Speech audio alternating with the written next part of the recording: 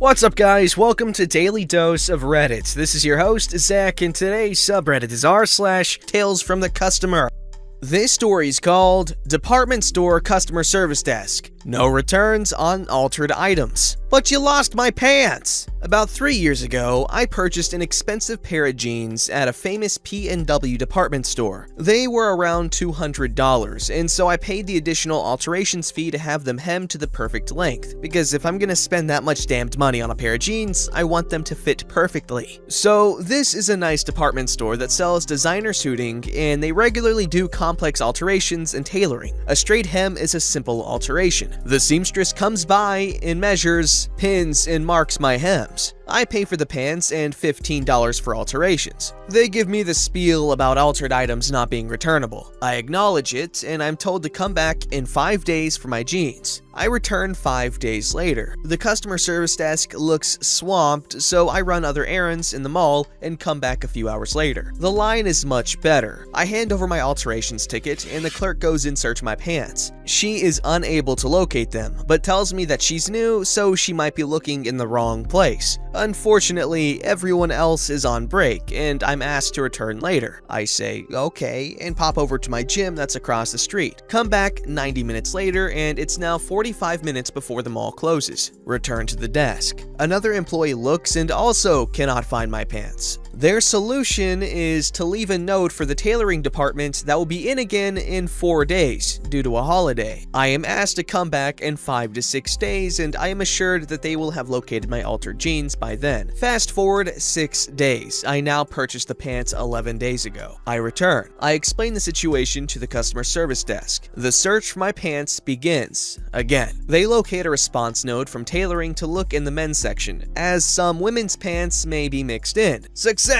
They locate my pants. Unfortunately, they are still pinned and marked and have not yet been hemmed. At this point, a manager is summoned, and I am promised that she will personally hand them to tailoring when they get in, and I should come back in 48 hours and they will be done. Sadly, I am flying out about 36 hours later for a work trip. I will be gone for 10 days. Manager says, no problem, come in when you're back and they'll be ready. I go on the work trip, return home, and hit the store the next Saturday morning. It's now 25 plus days since pants purchased. I bring the alterations ticket in, no issues locating my pants this time. They are still behind the customer service desk waiting to be delivered to tailoring. I'm pretty pissed at this point, but I really loved the pants. Manager is summoned again. I'm told tailoring is at lunch, but please come back in an hour and I can talk directly to the seamstress and ensure she has my pants and is going to alter them. I return, she remeasures me and confirms the marking. Promises they will be done the next day. Return the next day and, oh, fun.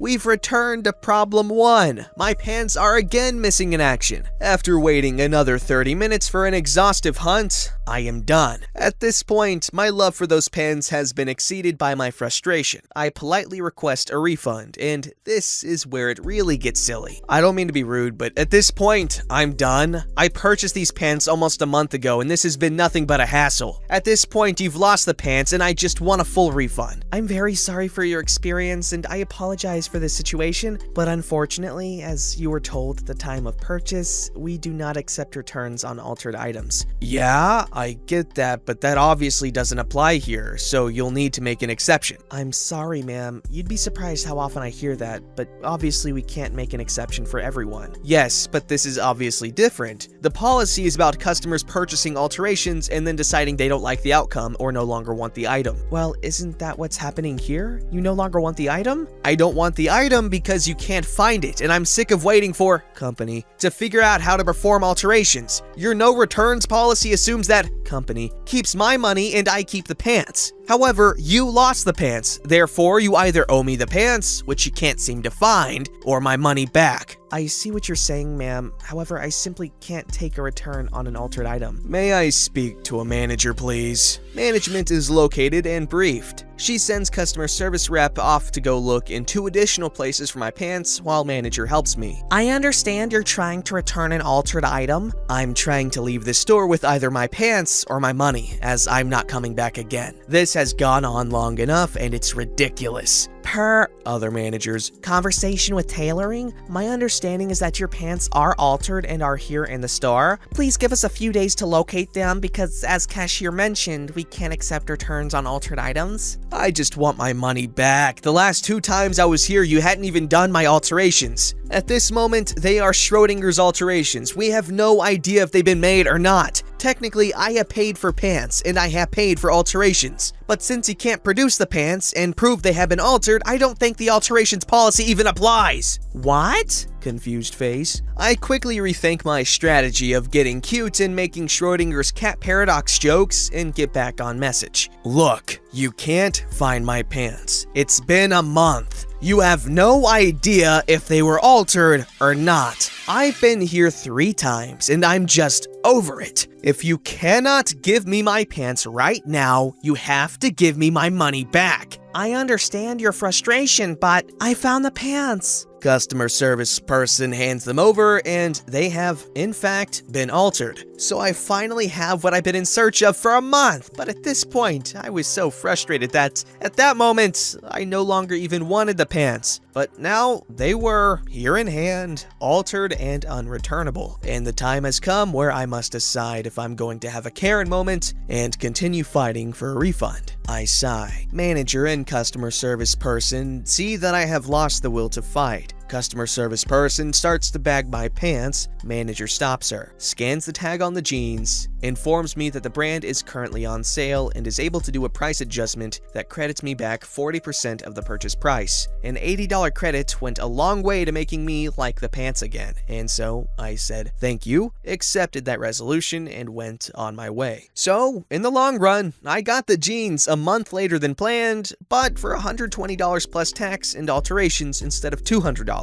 But I still can't believe how this went down. If you lose my crap, you should have to give me my money back, and you can't hide behind a no returns policy. Okay, at that point, arson seems like a reasonable solution to the problem, because holy crap, that is so horribly horrible. I don't know. Oh my gosh.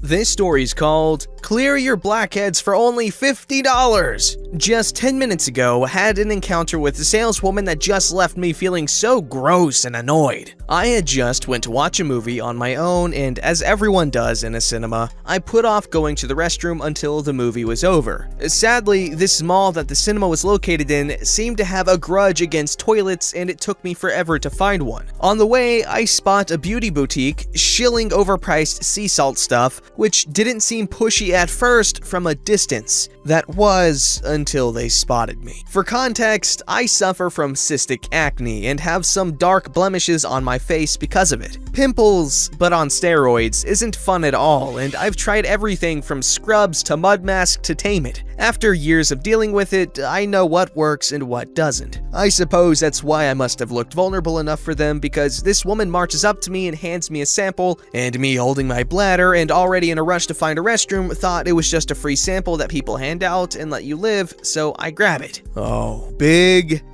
mistake. In her other hand is a large cup of sea salt, and the moment I grab it, she stops me and drops a large dollop of that stuff right on my outstretched palm with the largest crap-eating grin I've ever seen. She obviously knew what she was doing. I didn't want nothing to do with this, but because I needed to get the salt stuff out of my hands, I am forced to follow her inside the boutique, where she starts shilling this salt body scrub thing as I try to wash my hands off. Already, I have a terrible impression of this woman because who the hell does that? Because I'm a bit self-conscious of a person and honestly a bit too polite for my own good, though I really did try to weasel my way out at first. I end up having to listen to her shill her crap as I wash my hands, and suddenly she starts getting all up in my face. She asks me whether I use any skincare at all. Not wanting to make small talk any further and kind of itching to just leave, I say that I don't use any skincare at all, which is a lie. I have had a moderate amount of experience in skincare to know what is good for myself and what isn't. and boy did she have a lot to say. She starts pointing out the blackheads on my nose, which to me couldn't honestly be less pathetic of a trait to scrutinize, as you can literally get rid of them with $3 pore strips, and pulls out this brown-looking bottle of face scrub that looks grainier than the Sahara Desert. If I was uncomfortable then, I was even more uncomfortable now. I'm definitely not a skincare expert and have just recently forced myself to maintain a routine, but I damn well know that physical exfoliants easily clog and tear skin. And this one looked like 99% grain, 1% face wash. She starts commenting on how I should buy this scrub to remove my blackheads and all that crap. It was so gross and predatory, especially when I don't look a day over 15. She then dropped the bomb. For the grand old price of $50, I can buy this crappy bottle of sand, and get this, that's what I'll pay after the discount. I'm a college student and I had reluctantly told her my age, so I don't know what the hell she was on to think that I had that kind of money to spend $50 on something I could get in the pharmacy for $4. All this while, I'm making this show of mentioning how I'm in a rush because I honestly was. A girl's gotta piss. But at that point, I really felt like just going right there on her marble floors. Eventually, I'm just so tired of it that I stop her and say that I really must go. And instead of letting go, she ramped it up even further and continued to condescend me with stuff like how I wouldn't be pretty with blackheads on my face. She wasn't pleased when I left, but then neither was I. I'd had enough of her critiquing my face. Anyway, I did free myself. But now I just feel disgusted at how manipulative this snake oil salesman was, and how someone who might be insecure about their face might have given in and bought an overpriced St. Ives walnut scrub because of this woman's awful attempt at getting some commission. Edit. I went to leave a bad review on their Facebook page, and apparently, this same outlet I'd been to had manipulated an autistic child into spending $400. All he had in his account on their stuff in July. Absolutely despicable. I was going to let the incident go, but now I'm gonna give them a piece of my mind if they try this on me again the next time I'm at the mall. Yeah, that's how it is. To a majority of salespeople, you're just a walking commission check. They don't care. Unless you're a good salesperson, which there are some, but they're not very common because the reason they're salesmen is because they want to make money.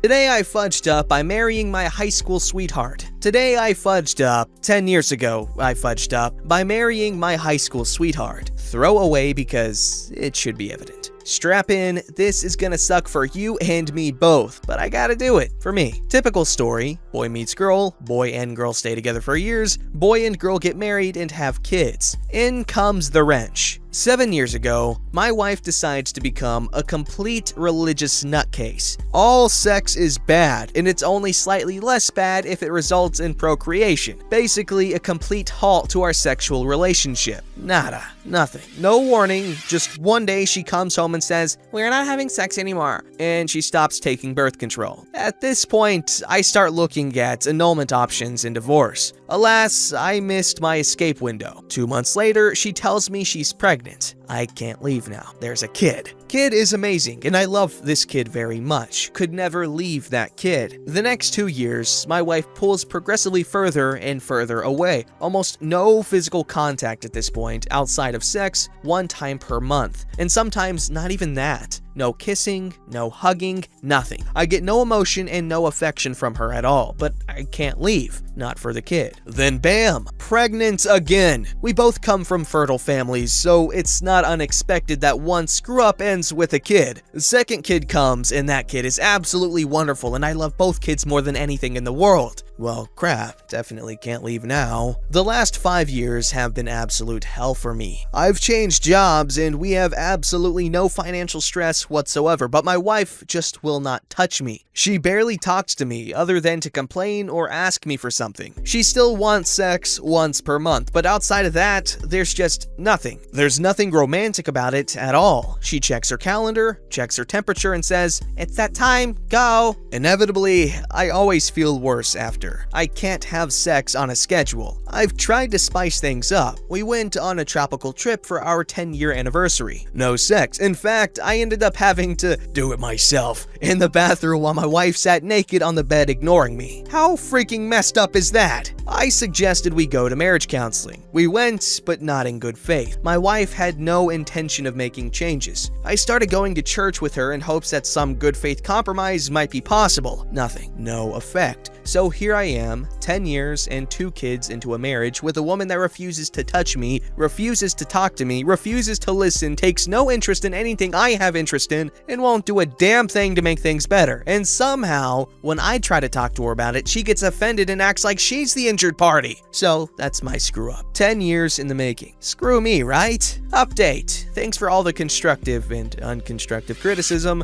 I attempted to talk to her last night and re-engage, and she just sat there and didn't say anything. I will try again tonight. To those who are criticizing me, yes, I am a selfish coward and terrified of not seeing my kids every day. No, I'm not a 400-pound incel. Yes, I realize I'm partly to blame for being so passive. No, I'm not really looking for advice, I just wanted to vent. To those who shared stories, thank you for offering a perspective I haven't thought about. Okay, yeah, that guy's in a bad marriage.